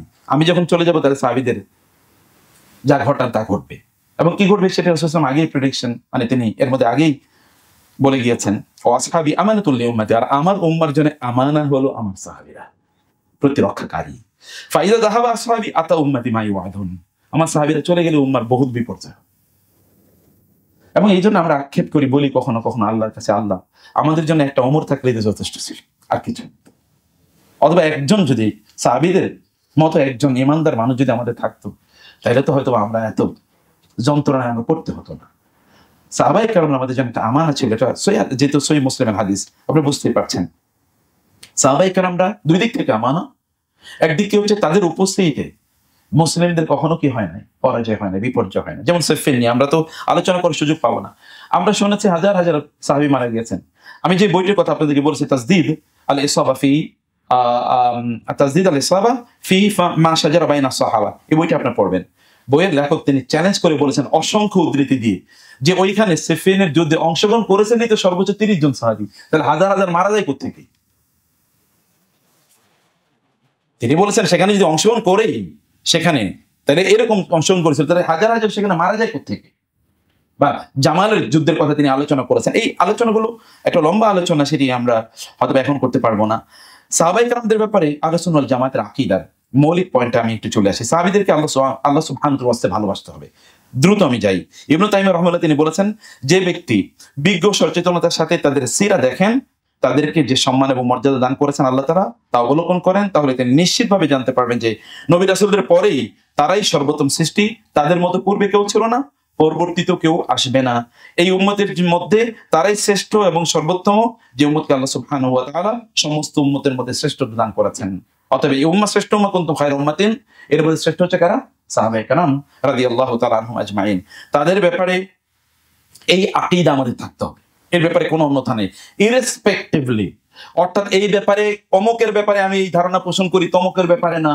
এইটা আহলুস সুন্নাহ ওয়াল জামাতের আকীদা না, এটা বাতিলপন্থীদের আকীদা হতে পারে, এবং তারা জানেন আপনারা ইসলামের ছদ্মাবরণে এরকম অসংখ্য লোক আছে বিভিন্ন জায়গায়। আমরা কখনো কখনো রাজনৈতিকভাবে কাউকে সমর্থন করি, that is a different issue, but it doesn't mean যে আমরা তাদেরকে কি আমাদের আকীদার দিক থেকে তাদেরকে সমর্থন করি। এটা ভিন্ন একটা প্রেক্ষাপট। কারণ ইবনে তাইমিয়া রাহিমাহুল্লাহর বক্তব্য হচ্ছে যে যদি কোনো কেউ যদি মুসলিম হয়, তাহলে মুসলিমের পক্ষে কোনো জালেম গিয়ে দাঁড়ালো, আপনি জালেমকে সমর্থন করতে পারেন, কারণ আপনি এই ক্ষেত্রে কাকে সমর্থন করছেন? মাজলুমকে। মাজলুমের পক্ষে জালেম আসতেও পারে। ইন্নাল্লাহা লা ইয়ানসুরু হাযা দ্বীনা বিররাজুলিন ফাসিকি। আল্লাহ তাআলা এই দিনকে কখনো কখনো ফাসিক লোক কি দিয়েও কি করবেন? সাহায্য করবেন। যেমন অসংখ্য মসজিদ মাদ্রাসা নির্মাণ করতে দেখবেন ফাসিক লোক। তিনি কি করেছেন? ব্যাংক থেকে 1000 কোটি টাকা লুট করেছেন, 1,100 কোটি টাকা দিয়ে তিনি 100টা মসজিদ বানিয়ে দিয়েছেন, আর বাকি 900 কোটি টাকা তার পকেটে। এবং তিনি ভাবতেছেন 100 মসজিদ থেকে প্রতিদিন আমার জন্য জান্নাতুল ফেরদাউসের দোয়া করে আমি জান্নাতে যাবো না তো কে যাবে? আর 900 কোটি টাকা তো তার। এরকম লোকের অভাব আছে? তার জান্নাত জাহান্নামের ফয়সালা আল্লাহ করবেন বটে, কিন্তু আমরা তো সুবিধা পাইছি, 100টা মসজিদ নির্মাণ হয়ে গেছে নাকি? অসংখ্য এটা হতে পারে। আল্লাহ তাআলা এরকম লোক দিয়ে তার দিনকে সাহায্য করবেন। এটি আল্লাহ রাসূল সাল্লাল্লাহু আলাইহি সাল্লাম তিনি বলে গেছেন। 2 নম্বর যে বিষয়টি তা হচ্ছে যে সাহাবায়ে কেরামদের তাদের সম্মান, মর্যাদা এবং ন্যায়পরায়ণতার ব্যাপারে আমাদের বিশ্বাস করতে হবে যে তাদের ন্যায়পরায়ণতায় কখনোই সামান্যতম কোনো ঘাটতি ছিল। এবং 3 নম্বরের বিষয়, কোরআন এবং সুন্নাহয় তাদের যে ক্রমানুসারে মর্যাদার কথা বলা হয়েছে সেটি আমরা অবশ্যই রক্ষা করি। যেমন রাসূলুল্লাহ সাল্লাল্লাহু আলাইহি ওয়াসাল্লাম বলেছেন, আমার উম্মার মধ্যে সেরা হলো কি? আবু বকর। এবং তিনি তারপর বলেছেন, তোমাদের কি হলো যে তোমরা আবু বকরকে তোমরা করছো? তোমরা জানো যে আমার যখন কেউ ছিল তখন আবু বকর, অথবা আবু বকরের সম্পদ আমাকে কতটা সাহায্য করেছে, তিনি কথা বলেছেন। অতএব মর্যাদার যে জায়গাগুলো স্পষ্ট হাদিসে এসে ওই জায়গা মর্যাদা মেনটেন করবো। আদারওয়াইজ সাহাবায়ে কেরামরা সকলেই কি আমাদের কাছে এই মর্যাদার জায়গায় একই সমান লেভেলে। যাদের ব্যাপারে আল্লাহ রাসূল বলেছেন স্পষ্ট করে বা আল্লাহ বলেছেন সেটা ভিন্ন ইস্যু। 4 নম্বরের যে বিষয়টি তা হলো যে কল্যাণের সাথে তাদের নাম স্মরণ করতে হবে এবং তাদের প্রশংসা করা, তাদের সুন্দর আখলাক প্রচার এবং প্রসার করা আবশ্যক। এটি আমাদের দায়িত্ব, আহলে সুন্নাহ ওয়াল জামাতের কাজ, যে মর্যাদার সাথে তাদের নামগুলো উচ্চারণ করতে হবে। আবু বকর রাদিয়াল্লাহু তাআলা আনহু স্পষ্ট করে পূর্ণ করে আপনাকে উচ্চারণ করা দরকার, করতে হবে। এইটা তার প্রতি আমাদের নাম। আপনি বাংলাদেশের প্রধানমন্ত্রীর নাম একটু বিকৃত করে উচ্চারণ করেন তো পারবেন কিনা? অসম্ভব। তাইলে সাহাবায়ে কেরামদের নাম বিকৃত করে উচ্চারণ করা, সাধারণ একজন মানুষের নামের আগে পরে অনেক টাইটেল আমরা যদি দেই, তাহলে সাহাবায়ে কেরামের ব্যাপারে কমপক্ষে নাম উচ্চারণ করার ক্ষেত্রেও কি আমাদেরকে বাড়াবাড়ি আমরা করলাম না বটে, যেটা শিরকের পর্যায়ে চলে যাবে। কমপক্ষে সেখানে শ্রদ্ধা মেনটেন করে বলতে হবে। 5ম, তাদের ব্যাপারে তাদের সকলের ব্যাপারে আল্লাহর রহমত প্রাপ্ত হওয়া এবং জান্নাত লাভের সাক্ষ্য দেয়া, এবং যাদের ব্যাপারে কোরআন এবং হাদিসে নির্দিষ্টভাবে জান্নাতের সুসংবাদ এসে তাদের ব্যাপারে সে সাক্ষ্য প্রদান করতে হবে। যেমন শিয়াদের একটা মতবাদ আছে, বিশ্বাস আছে, আপনি জানেন। তারা বলেন যে সাহাবায়ে কেরামরা তারা সকলেই ছিলেন মুনাফিক, 3 জন ছাড়া। তারা সকলেই মুনাফিক, 3 জন ছাড়া। 3 জনের মধ্যে একজন আছেন তাদের অঞ্চলের। এবং এই জায়গাটা আপনাকে বুঝতে হবে। আপনার কখনো মোহাম্মদ আসাদের দি রোড টু মক্কা পড়েছেন? পড়তে হবে। আচ্ছা, ভাই তো পড়বেনি, ভাই হচ্ছে মহা পড়বালোক। সে আপনারা কেউ পড়েন না, এটা কেমন কথা হলো? দি রোড টু মক্কা তো মাস্টারপিস, এটা পড়তে হবে। মোহাম্মদ আসাদের দি রোড টু মক্কা, মক্কার পথ, না বইটা বাংলা অনুবাদ আছে। আচ্ছা, মাশাআল্লাহ। আর নাহলে সিয়ানা ওই অনুবাদটি খুব ভালো না, সিয়ানা একটা অনুবাদ করুক না, এটা মাস্টারপিস। এবং আমি মনে করি আপনারা যদি ওয়ার্ল্ড পলিটিক্স, বিশেষ করে দিন নিয়ে, ইসলাম নিয়ে যদি বুঝতে চান, তাহলে বইটা পড়া লাগবে। বিশেষ করে একটা চ্যাপ্টার যেখানে তিনি বলেছেন যে পার্সিয়ানরা, এদের মধ্যে মূর্তি পূজা অথবা এই যে হোসাইন বা কারবালা, এটা কেন এত বেশি? কারণ তারা আগ থেকে মূর্তি পূজা দিচ্ছে, আগ থেকে ওইটা কিন্তু তারা ছাড়তে পারে না। 2 নম্বর বিষয় হচ্ছে যে উমরের বিরুদ্ধে রাদিয়াল্লাহু তাআলা আনহু তাদের এত ক্ষোভ কেন? বুঝতে হবে তো, পারস্য দখল করছে কে এবং ওইখানকার ভাষাকে মানে উল্টিয়ে দিয়েছেন কি উমর রাদিয়াল্লাহু রাষ্ট্রীয় ভাষা করে দিয়েছেন আরবি ছাড়া কোনো রাষ্ট্রীয় ভাষা হবে না। তোমার দেশের বিরুদ্ধে তাদের খুব থাকবে, এটা তো কমন সেন্স ইস্যু, এটা কমন সেন্স ইস্যু। অর্থাৎ এখনো আরো অনেক ইস্যু আছে এখানে, সেজন্য আমি বলবো যে বইটা আপনার পড়বেন, তাহলে এই জায়গায় আপনাদের কিছু কাজে লাগবে, একটা চ্যাপ্টার কমপক্ষে এখানে বড় কাজে লাগবে। 3 নম্বর যে ষষ্ঠ যে বিষয়টি তাদের জন্য দোয়া ইস্তিগফার এবং রাদিয়াল্লাহু তাআলা আনহুম এটি বলা। সপ্তম তাদের ভুল ত্রুটির ব্যাপারে নীরবতা অবলম্বন করা এবং এই ব্যাপারে কিছু মনে আসলে চক্ষু অবনত করে এড়িয়ে যাওয়া। সাহাবায়ে কেরামরা ছোটখাটো ভুল করতে পারেন, আমরা জানি না কি করেছেন, হয়তো বা তারা করেছেন ছোটখাটো ভুল, এটি মানুষের মধ্য থেকে হতেই পারে, কারণ আত-তাকমিল আল বাশারি অথবা আল ইনসানুল কামিল কেবলমাত্র কে মুহাম্মদুর রাসূলুল্লাহ সাল্লাল্লাহু আলাইহি ওয়াসাল্লাম, আল ইনসানুল কামিল। অথবা এছাড়া তো আর ইনসানুল কামিল বলে আল্লাহ তাআলা কাউকে ইসমত তো আল্লাহ তাআলা কাউকে দেন নাই, নবী রাসূল ছাড়া কাউকে আল্লাহ তাআলা ইসমত দেন নাই, অথবা অন্যদের জন্য ইসমত সাব্যস্ত নয়। ছোট কোনো ভুল ত্রুটি কারোর মাধ্যমে হতেই পারে, যদি হয়ে থাকে সাহাবায়ে কেরাম রাদিয়াল্লাহু তাআলা আনহুম আজমাইন এর মাধ্যমে, তাহলে দুর্বলতম ঈমানের অধিকারী যারা এবং যারা একটু ভাষা পর্যালোচনা করে এই সকল ব্যক্তিরা তারা দেখতে পাবেন সাহাবায়ে কেরামরা যদি এরকম কোনো কিছু তাদের মাধ্যমে সংঘটিত হয়ে থাকে, তাহলে সেটা হবে হয় এমন কারণে হয়েছে যে তাদের সেখানে কোনো ইস্তেহারের কোনো ইস্যু ছিল, যে তারা ইস্তেহার করতে গিয়ে সেই জায়গাটাতে হয়তোবা তিনি কি করেছেন আপনার দৃষ্টিতে যিনি মুস্তাহিদ তার কাছে তো তখন আর এটা স্পষ্ট হয় না যে তিনি ভুল করছেন, তার কাছে হয়তোবা পরবর্তীতে বহু পরে এসে এটা হবে। যেমন ভাবে আপনার জঙ্গে জামালের ব্যাপারে আয়েশা রাদিয়াল্লাহু তাআলা তিনি বলেছেন, হায় আমি যদি ওই যুদ্ধে অংশগ্রহণ না করতাম, যদি আমি ওই যুদ্ধে অংশগ্রহণ না করতাম, এটি কখনো কখনো এটা হতেই পারে তার কাছে পরে ইস্তেহাদি, তার মুস্তাহিদ তো তিনি ভুল করবেন, আর মুস্তাহিদ যদি ভুল করেন তাহলে তার গুনাহ আছে নাকি? গুনাহও না, তার তো সওয়াব, কারণ তিনি ইস্তেহাদ করেছেন, পরিশ্রমের জন্য তিনি সওয়াব পাবেন। আর আমরা হাদিসেই সেই জানি মান হাম্মা বিহাসানাতিন, কেউ যদি ভালো কাজের নিয়ত করে তাহলেও তিনি সওয়াব পাবেন, যদি ওই কাজটি ওয়ালাম ইয়ামাল বিহা কাজটি যদি নাও করেন তাহলে তিনি সওয়াব পাবেন। এই জায়গায় আমাদেরকে এই জন্য পর্যালোচনা করে আমরা যে এই জিনিসটি দেখতে পাই তা হলো যে সাহাবায়ে কেরামের মধ্য থেকে বা তাদের মাঝে যদি কখনো এমন কোনো তাসামুহ যদি কখনো প্রকাশিত হয়েও, তাহলে সেগুলোকে আমরা 5টা ভাগে বিভক্ত করতে পারি। 1 নাম্বার, সেসব ভুল ছোট বড় না, সেসব ভুলের যদি হয়েও থাকে তাহলে তারা তওবা করেছেন। আর আমরা তো জানি আত-তাইবু মিনাজ যামবি কামান লা যামবা লাহু, কেউ যদি গুনাহ করেন, গুনাহ থেকে যদি তওবা করেন তাহলে কি হয়, তিনি যেন এমন হয়ে যান যে তার আর কোনো কি গুনাহই নাই। ইয়া আইয়ুহাল্লাযীনা আমানু তুবু ইলাল্লাহি তাওবাতান নাসুহা আসা রাব্বুকুম আন ইউকাফিরা আনকুম সাইয়্যাতিকুম। আল্লাহ তাআলা এগুলোকে ইউকাফির কাফারা মানে কি একেবারে মুছে দেবেন, এর কোনো কি অস্তিত্বই থাকবে না। আল্লাহ সুবহানাহু ওয়া তাআলা সেটি করবেন বলে তিনি ওয়াদা দিয়েছেন। অতএব যদি হয়ে থাকে তারা সাহাবায়ে কেরামের চেয়ে বেশি অগ্রগামী তাওবার ক্ষেত্রে আর কে আছে পৃথিবীতে? আর কেউ নাই। 2 নম্বর বিষয় হচ্ছে তাদের অপরিসীম ভালো কাজের কারণে যদি তাদের কোনো তাসামুহ হয়ে থাকে আল্লাহ সেটা ক্ষমা করে দেন, কারণ কি ইন্নাল হাসানাতি ইউযহিবনাস সাইয়্যাত, যদি ভালো কাজ করেন তাহলে কি হয়, আল্লাহ তাআলা তার কোনো গুনাহ থাকলে সেটা মাফ করে দেন। ইয়া আইয়ুহাল্লাযীনা আমানু ইসতানিবু, যেটা আল্লাহ তাআলা বলেছেন, যেটা তোমরা কি বড় বড় গুনাহগুলো তোমরা মানে থেকে তোমরা দূরে থাকো, তাহলে আল্লাহ তাআলা কি করবেন, ইল্লাল লামাম, ছোট ছোট ছাড়া, তাহলে সেগুলো আল্লাহ তাআলা এমনি ক্ষমা করে দেবেন। অতএব সেটি হতে পারে। তৃতীয় যে বিষয়টি, ইসলাম গ্রহণে অগ্রগামী এবং রাসূলুল্লাহ সাল্লাল্লাহু আলাইহি ওয়াসাল্লামের সাথে জিহাদে শরীক হওয়ার কারণে তাদের আল্লাহ সুবহানাহু ওয়া তাআলা এটি ক্ষমা করেও দিতে পারেন। আপনি জানেন সে যে বুখারীর যে বিখ্যাত হাদিসটি, যেটি একজন সাহাবী রাসূলুল্লাহ সাল্লাল্লাহু আলাইহি ওয়াসাল্লাম মক্কা বিজয়ের ঘটনা আগে জানিয়ে দিয়েছেন, মক্কাবাসীদের জানিয়ে দেওয়ার জন্য তিনি চিঠি লিখেছিলেন। কে তিনি? আতিব বিন আবি বালতা রাদিয়াল্লাহু তাআলা আনহু। যখন ওমর রাদিয়াল্লাহু তাআলা খেপে গেলেন এবং তিনি বললেন, ইয়া রাসূলুল্লাহ, আমাকে অনুমতি দিন, কি আমি কি করব, তাকে একেবারে শেষ করে দেব। রাসূল সাল্লাল্লাহু আলাইহি ওয়াসাল্লাম কি বলেছিলেন, মা ইউদরিকা আল্লাহ ইত্তালা আলা আহলি বদর ফাকালা ইমালু মা শিতুম। ওমর, তুমি কি জানো আল্লাহ বদরবাসীদের চেহারার দিকে, তাদের অন্তরের দিকে তাকিয়ে দেখলেন যে এগুলো সব পরিষ্কার পরিচ্ছন্ন, কোন মধ্যে কোনো কাদামাটি নাই। অতএব আল্লাহ বললেন, ইমালু মা শিতুম ফাইন্নী ক্বাদ গাফারতু লাকুম, তোমরা যা মনে চাই করো, তোমাদের সব গুনাহ পরের গুনাহ আমি সব মাফ করে দিলাম। অতীতের গুনাহ তো মাফ, ভবিষ্যতের কোনো গুনাহ থাকবে না, আমলনামায় লেখা হবে না। ফেরেশতাকে বলা হলো যে কলম তুলে নাও, লেখা হবে না, তাদের কোনো গুনাহ লেখা হবে না। তাই এটা তো আল্লাহ সুবহানাহু ওয়া তাআলা তাদের জন্য করেছেন, এটা তো সেই জেনারেশন। এবং চতুর্থ হচ্ছে সাহাবায়ে কেরাম রাদিয়াল্লাহু তাআলা আনহুম রাসূল ইসলামের সুপারিশের কারণে তাদেরকে আল্লাহ তাআলা ক্ষমা করে দিতে পারেন। কারণ রাসূল ইসলাম বলেছেন যে তিনি তাওহীদবাদীদের জন্য তিনি কি করবেন, তাওহীদবাদী যারা তাদের জন্য তিনি সুপারিশ করবেন। তাওহীদ সবচেয়ে বেশি বুঝেছে সাহাবায়ে কেরামরা, আমরা তো তাদের কাছ থেকে তাওহীদ শিখতেছি, তারা আমাদের শিক্ষক। এবং পঞ্চম বিষয় হচ্ছে দুনিয়াতে তারা যে সকল বালা মুসিবতের শিকার হয়েছেন, এর আপনি জানেন সে বিখ্যাত হাদিসটি, রাসূল ইসলাম বলেছেন কোন একজন ব্যক্তির তার বিভিন্ন বিপদ আপদের মাধ্যমে তার কি গুনাহ মাফ হয়ে যায়, হাত্তা শাওকাতা ইউশাকুহা, এমনকি তার শরীরে যদি কোনো কাঁটা বিদ্ধ হয় তার কারণে আল্লাহ তাআলা কি করেন, তার গুনাহ মাফ করে দেন। তো সাহাবায়ে কেরাম রাদিয়াল্লাহু তাআলা আনহুম আজমাইন, আচ্ছা কয়জন সাহাবীর কবর মক্কা মদিনায় আছে আপনি বলতে পারেন? আমি যাই না, শিখতো আমার চেয়ে অনেক বেশি যাবেন, গিয়েছেন নিশ্চয়ই, 15 গিয়ে থাকেন।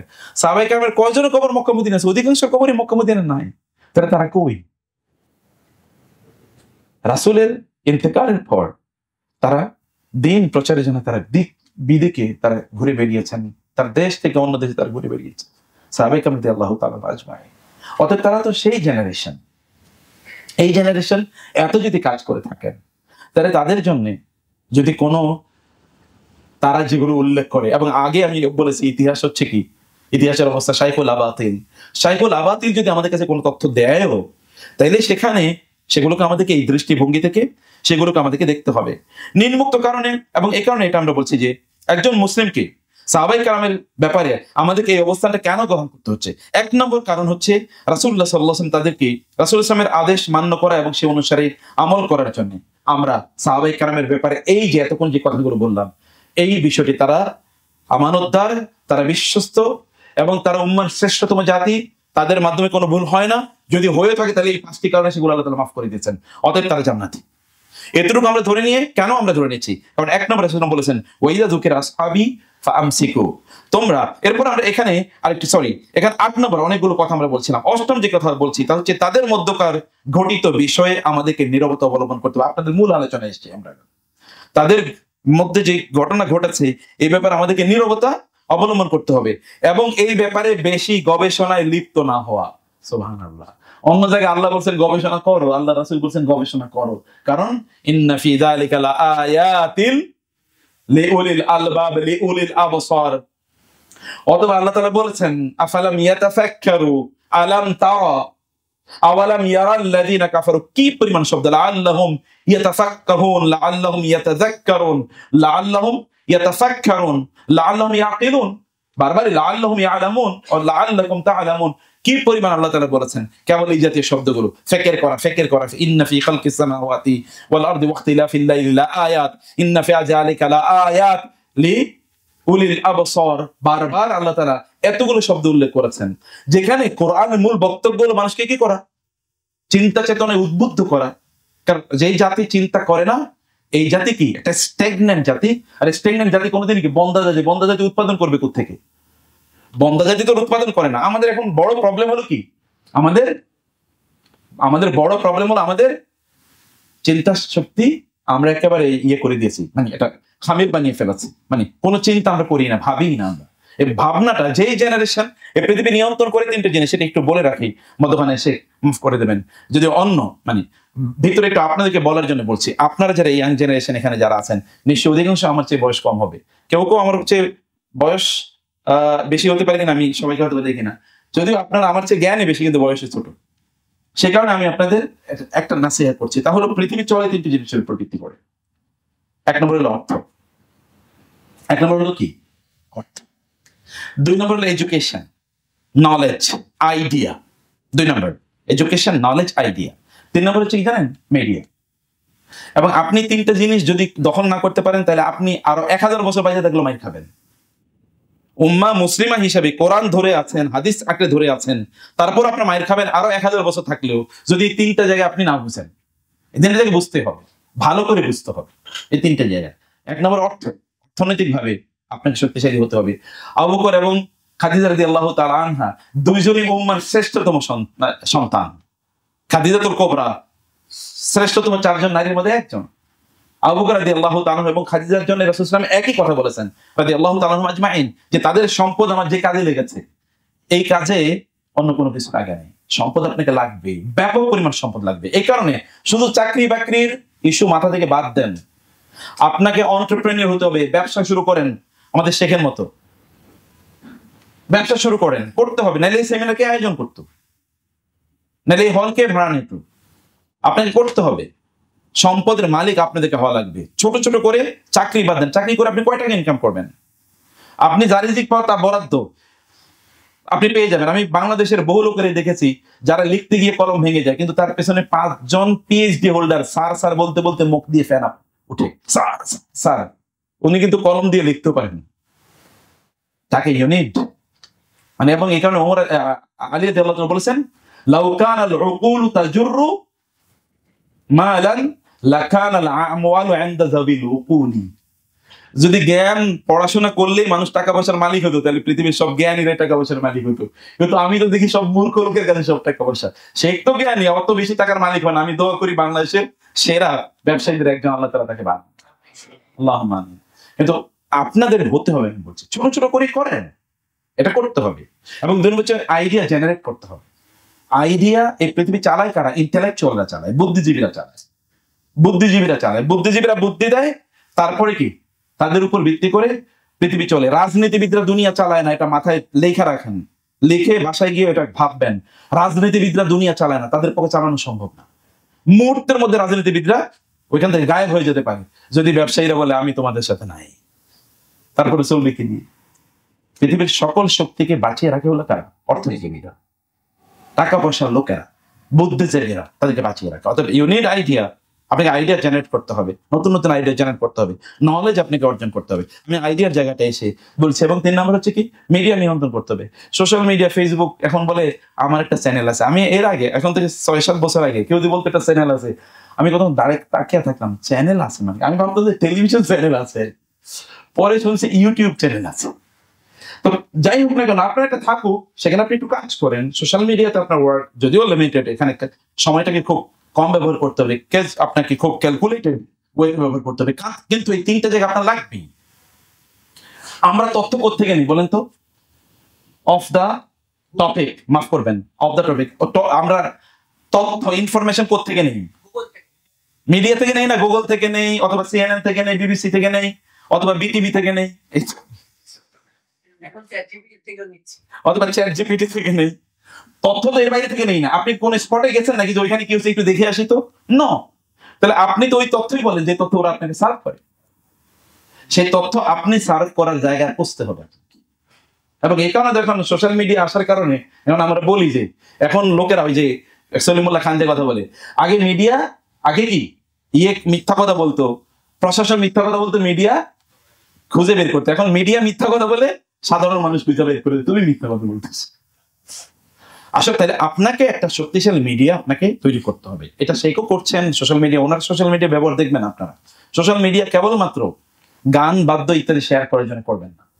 ইয়ার social media is the reflection of your activism. যেমন আপনি শেখের সোশ্যাল মিডিয়া দেখেন উনি কি কাজে ব্যবহার করেন, আমি তো ফলো করি, আমি যেন বলছি। যাই হোক, সরি, অফ দ্য রেকর্ড, আমাকে মাফ করে দেবেন। আমি বলছিলাম যে সাহাবায়ে কেরামদের আলোচনা যখন আসবে তখন আপনাকে এই জায়গায় নীরব থাকতে হবে, বুঝতে হবে কোথায় নীরব থাকতে হয়, কোথায় কথা বলতে হয়, এটা বুঝতে হবে। এই জায়গায় নীরব থাকতেই হবে আমাদেরকে। সাহাবায়ে কেরামের মধ্যে যদি ফিতনা অথবা যুদ্ধ ইত্যাদি যদি থাকে, অথবা যদি কোনো বিতর্ক, যেটা ইখতিলাফের ইস্যু বলছি আমরা, সেই জায়গায় আপনি আলোচনা আসলে এখান থেকে মুখ ফিরিয়ে নিতে হবে। আল্লাহ সুবহানাহু ওয়া তাআলা বলেছেন কাফেরদের ব্যাপারে, যখন তাদেরকে বলা হবে যে তোমরা জাহান্নামী কেন, মা সালাকাকুম ফি সাকার, তখন তারা 3টা কথা, তারা তাদের বিরুদ্ধে 3টা অভিযোগ নিজেরাই বলবে। লাম নাকু মিনাল মুসাল্লিন ওয়া লাম নাকু নুতঈমুল মিসকিন ওয়া কুন্না নাখুদু মাআল খাইদিন। 4 নম্বর 4 নম্বর ওয়া কুন্না নুকাযিবু বিয়াউমিদ্দিন। তাইলে কি ওয়া কুন্না নাখুদু মাআল খাইদিন, নাখুদু মানে কি? ইনডালজেন্স। ইনডালজেন্স মানে হচ্ছে অপ্রয়োজনীয় কথাবার্তা, কি যেটা আপনার জন্য প্রোডাক্টিভ না, রেলেভেন্ট না, পার্টিনেন্ট না, যেটা আপনার কাজে লাগবে না, এরকম কোন আলোচনায় নিমগ্ন থাকে, এটা বলে খাউদুন। ফি খাউদিহিম ইয়ালআবুন, অন্য জায়গায় কোরআন আল্লাহ তাআলা বলেছেন। অর্থাৎ এগুলোর মধ্যে নিমগ্ন থাকা না, আপনাকে অন্য জায়গায় নিমগ্ন থাকতে হবে। Great minds think of ideas, lower mind অথবা যদি average mind thinks of people. একেবারে এভারেজ আর একেবারে লোয়ার মাইন্ডের লোকেরা কি নিয়ে আলোচনা করে? মানুষের ভুল নিয়ে আলোচনা করে। অতএব আপনি ওই জায়গায় লোয়ার মাইন্ডে হবেন না। হাদিস আল্লাহ রাসূলকে বলেন নাই যে তোমরা মৌমাছির মতো হও, মাছির মতো হও না। কিসের মতো হও? মৌমাছির মতো হও। মৌমাছি যদি ধরেন এরকম হয় যে এখানে তার একটা গার্বেজ আছে, এখানে তার পাশেই গার্বেজ আছে, এই গার্বেজেও বসবে না। 1 মাইল অথবা ধরেন 100 মাইল দূরে যদি কি ফুল এর গাছ থাকে, তাহলে ওইখানে সে যাবে, 100 মাইল সে দৌড়ে যাবে। আর মাছি কি এখানে তার ফুলের গাছ আছে, এখানে বসবেন। 100 মাইল দূরে যদি ইয়ে থাকে, গার্বেজ থাকে, ময়লা আবর্জনা থাকে, ওইখানে গিয়ে বসবি। আপনি ময়লার মধ্যে কেন বসেন? আপনি তো মাছি না, আপনি মৌমাছি। বি লাইক এ বি, কোন না কোন কোন কান নাহলা, কোন কান নাহলা, কান নাহল, তুমি নাহলের মতো হও, মৌমাছির মতো হও। হাদিস শেষ। অথবা কোন কান নাহলাতি, অর্থাৎ খেজুর গাছের মতো হোক। তাহলে সাহাবায়ে কেরামের আলোচনা আসলে সেখানে আমাদেরকে অবশ্যই যখন এমন হয় তখন ফালা তাকউদু মাআহুম হাত্তা ইয়াখুদু ফি হাদিসিন গায়রি, সেখানে অন্য আলোচনা নিবৃত্ত না হওয়া পর্যন্ত ওইখানে বসাই যাবে না। বসার আল্লাহ বলছেন বসলে ইন্নাকুম ইদাম মিসলুহুম, তোমরা বসলে তোমরা ওদের মতো হয়ে যাবে। তুমি আলোচনা না করলেও কি তুমি ওদের মতো হয়ে যাবে। অতএব সেখানে সে আলোচনায় বসাই যাবে না। এটা ফাইদা ওয়াইদা যুকিরা আসহাবি ফামসিকু, আমার সাহাবীদের ব্যাপারে কোনো সমালোচনা হলেই চুপ, বন্ধ। আমসিক ইমসাক, আমসিক আলাইকা লিসানাকা, জিহ্বা টেনে ধরে থাকবে যেন আর এখানে কোনো আলোচনা না হয়। দ্বিতীয়ত হচ্ছে এসব বিষয়ে আলোচনা সমালোচনায় কোনো ফায়দা নেই, এতে ইলমি কোনো উপকার লাভ হবে না, বরং এতে কি হবে, আপনার ঈমানটা যায় যায় অবস্থায় চলে যাবে। সাহাবায়ে কেরামদের নিয়ে আলোচনা যখন আপনি করবেন তখন আপনার ঈমানটা যায় যায়, কারণ তাদের বিরুদ্ধে ক্ষোভ তৈরি হবে, পেরেশানি তৈরি হবে। আমি একটা বইয়ের কথা বলি, ব্যক্তিগত বইটা আপনারা যেটা খেলাফত মুলকিয়াত একটা বই, এই বইয়ের নাম আপনারা কোনোদিন শুনেছেন কিনা আমি জানি না, খেলাফত রাজতন্ত্র নামে একটা বই আছে। আমি বইটি ইউনিভার্সিটিতে পড়া, মানে আমি যখন ইউনিভার্সিটির কোর্স পড়াতাম খোলাফায়ে রাশেদ এবং ইত্যাদি, ওই বইটা আমি তখন পড়েছি এবং পড়ে আমি দেখলাম যেটা এটা হচ্ছে আসলে সুপ্রিম লেভেলের গবেষক যারা তাদের জন্য, এটা সাধারণ পাঠকের বই না। সাধারণ পাঠক যদি বই পড়ে তাহলে সাহাবীদেরকে গালিগালাজ করা শুরু। আমি জানি শেখ নিশ্চয়ই বইটা পড়েছেন এবং আপনারা পড়ার দরকার নেই, কিন্তু বলে রাখলাম কখনো কখনো এই আলোচনা পাবলিকলি করার সুযোগ নাই। মানে এটা পাবলিক ডিসকাশন ইস্যু না, পাবলিক এটা বুঝবে না, এটা গভীর আলোচনা, অনেক হাই থটের আলোচনা। সেই জায়গায় আমরা যেন না যাই। তাহলে যে এসব বিষয়ে গভীর পর্যালোচনা করলে আচ্ছা সে ব্যক্তি নিন্দনীয় পরিণামে তাকে চলে যেতে হবে, যেটা আমরা তার জন্য একটা মহা বিপর্যয় হতে পারে। এবং চতুর্থ বিষয় হচ্ছে মিথ্যাবাদী মুনাফিক এবং বেদাতীরা এইসব বিষয়ে অনেক বানোয়ার তথ্য ষড়যন্ত্রের জাল বিস্তার করেছে। তাহলে আপনি সেসব বিষয়ে কিভাবে বিশুদ্ধ হুকুম দেবেন? আপনি তো জানেনই। এবং এই কারণে আমি যেটা শুরুতে বলেছিলাম ইতিহাস পাঠ, আমি জানি যে ও time is 2 minutes over sir, আমি কি আর 5 মিনিট করে বলতে পারবো? ওকে, আমি তাহলে 40-এ শেষ করে দেবো, আমি মাফ চেয়ে নিচ্ছি। সেখানে অন্য আলোচনা আছে সেখানে একটু, ও তাই না? আচ্ছা যাকমাল্লাহ খায়। তাহলে আমি যেটা বলছিলাম, ওকে মাশাআল্লাহ, ইতিহাস পাঠ কিন্তু খুবই বিপজ্জনক, এটা খুবই গুরুত্বপূর্ণ একটা চ্যাপ্টার। এই চ্যাপ্টার কমপক্ষে আমার 15-20 মিনিট আলোচনা করা দরকার ছিল। ইবনে খালদুন রাহিমাহুল্লাহ, যিনি সোশিওলজির ফাদার, তার মুকাদ্দিমা, কেউ পড়েছেন মুকাদ্দিমা? আচ্ছা মাশাআল্লাহ, হ্যাঁ মাশাআল্লাহ, খুবই জটিল, কিন্তু পড়বেন না কেন আপনি?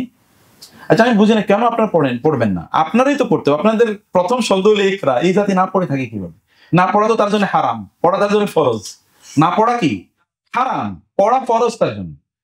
আপনি পড়ুয়া জাতি হন, পড়ুয়া জাতি হন। প্রতি মাসে সিয়ানের যে চমৎকার বইগুলো, আপনি সিয়ানের সাথে আজকে আপনার চুক্তি করেন যে আপনাদেরকে কত % ডিসকাউন্ট দেবে, সেক্ষেত্রে আমি সরি বিপদে ফেলে দিচ্ছি।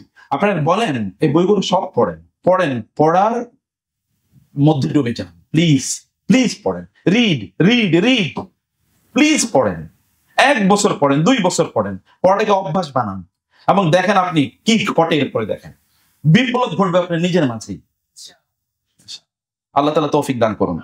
তিনি ইবনে খালদুন তিনি বলেছেন التاريخ محتاج إلى مآخذ متعددة ومعارف متنوعة وحسن نظر وتثبت يفديان بصاحبهما إلى الحق وينكبان به عن المزلات والمغالط। লম্বা আলোচনায় বলছি ইবনে খালদুন রাহিমাহুল্লাহ, তিনি বলেছেন ইতিহাস পাঠ এটি আপনার মধ্যে একটা অনুসন্ধিৎসু চোখ নিয়ে আপনাকে ইতিহাস পাঠ করতে হবে, আদারওয়াইজ আপনি কিন্তু পদস্খলন হয়ে যাবেন। এটি ইবনে খালদুন বলছেন, ইতিহাসের ফাদার বা ইতিহাস পাঠের ফাদার। কেউ ইতিহাস পাঠ করতে হয়, তিনি সেই বিষয়গুলো এখানে আলোচনা করেছেন। অতএব তিনি তারপরে এটা অনেক লম্বা আলোচনা করার পরে তারপরে তিনি বলেছেন আমাদেরকে এই জায়গাগুলোকে খুব ভালো জ্ঞান, প্রজ্ঞা, বুদ্ধি এবং মেথোডোলজি নিয়ে আমাকে ইতিহাস পাঠ করতে হবে।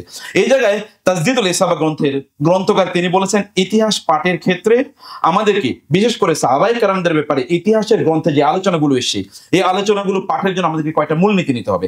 1 নম্বর মূলনীতি হচ্ছে তিনি বলেছেন 2টা। এই জায়গায় আমি আপনাদেরকে 2টো জিনিস, এই ইতিহাসের সাহাবীদের ব্যাপারে যে আলোচনাগুলো এসেছে এই আলোচনাগুলো তিনি বললেন আমি 2টো ভাগে বিভক্ত করছি।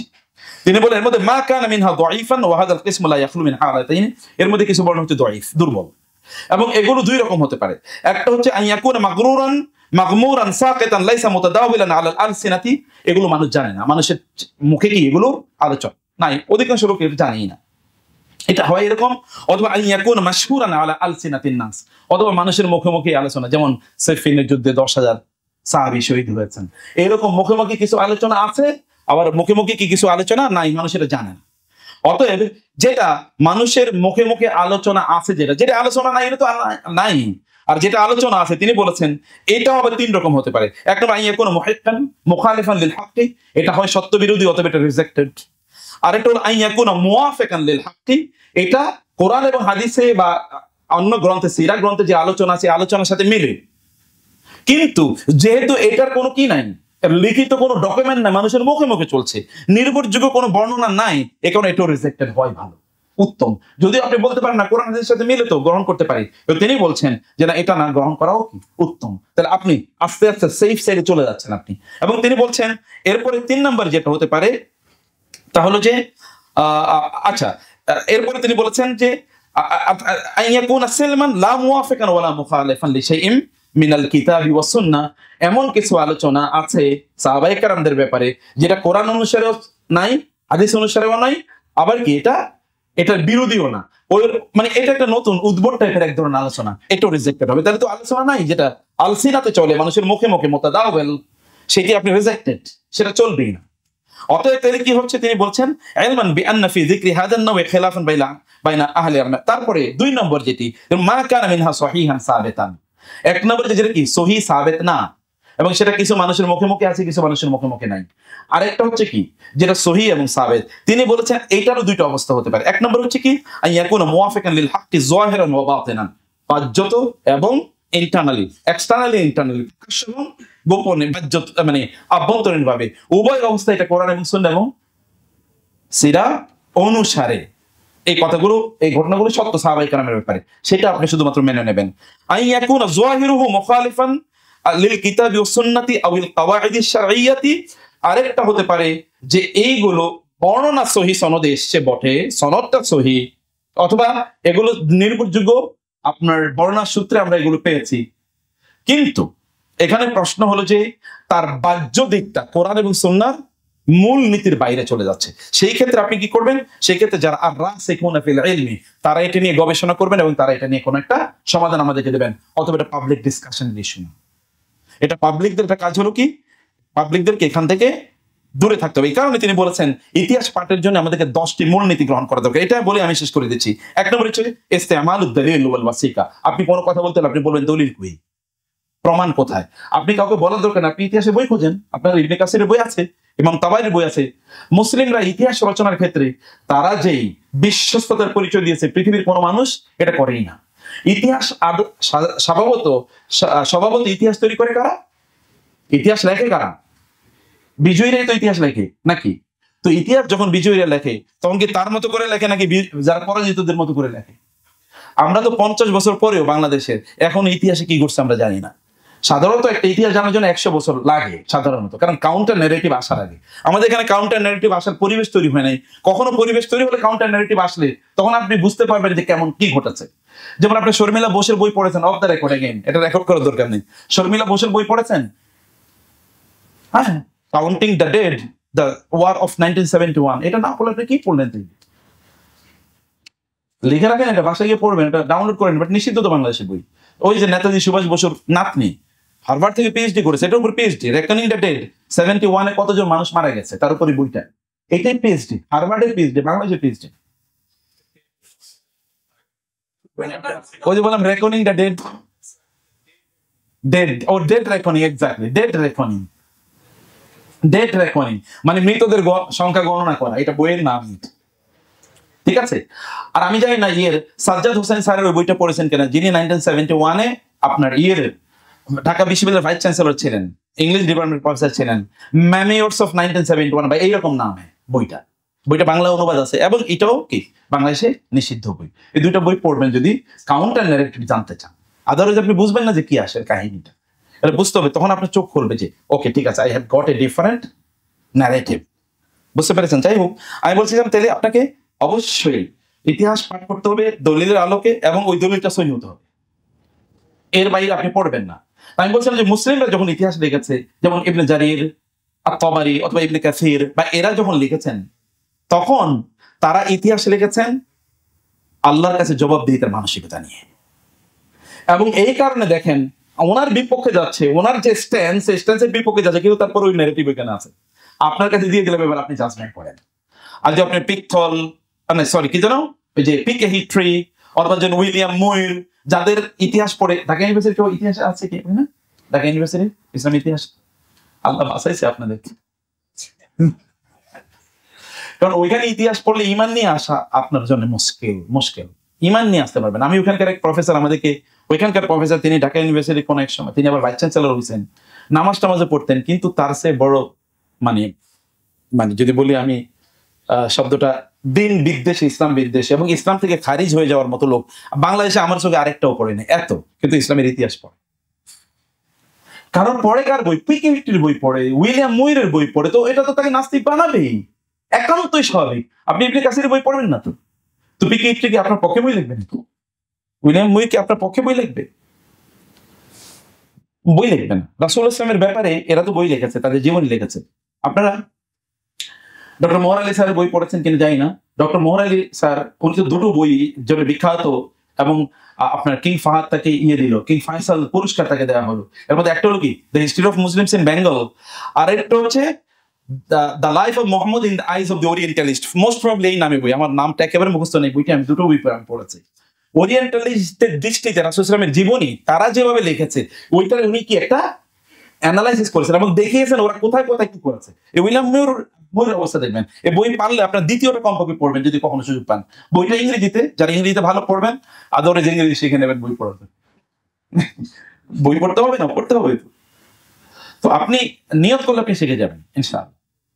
আমি ব্যক্তিগতভাবে আমি 4 মাসে ইংরেজি ভাষা শিখেছি, 4 মাসে, এবং এটা হচ্ছে যে ইন্টারভেল।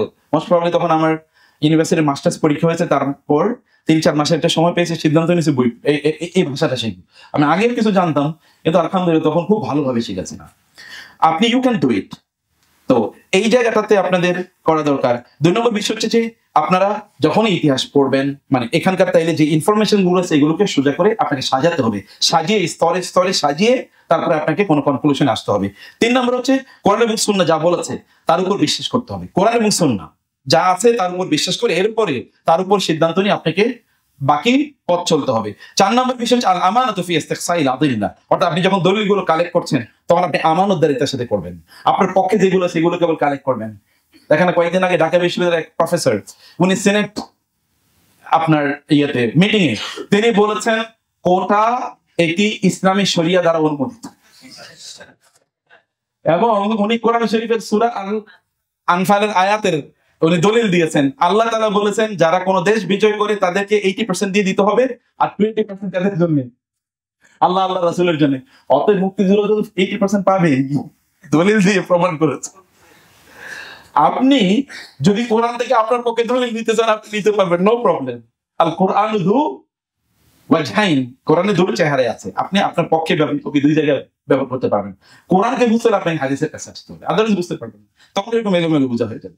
বায়ানুল মাসওয়াদের ওয়াল মারাজির, আপনি কোথা থেকে নিচ্ছেন এটা আগে ভালো করে বুঝতে হবে।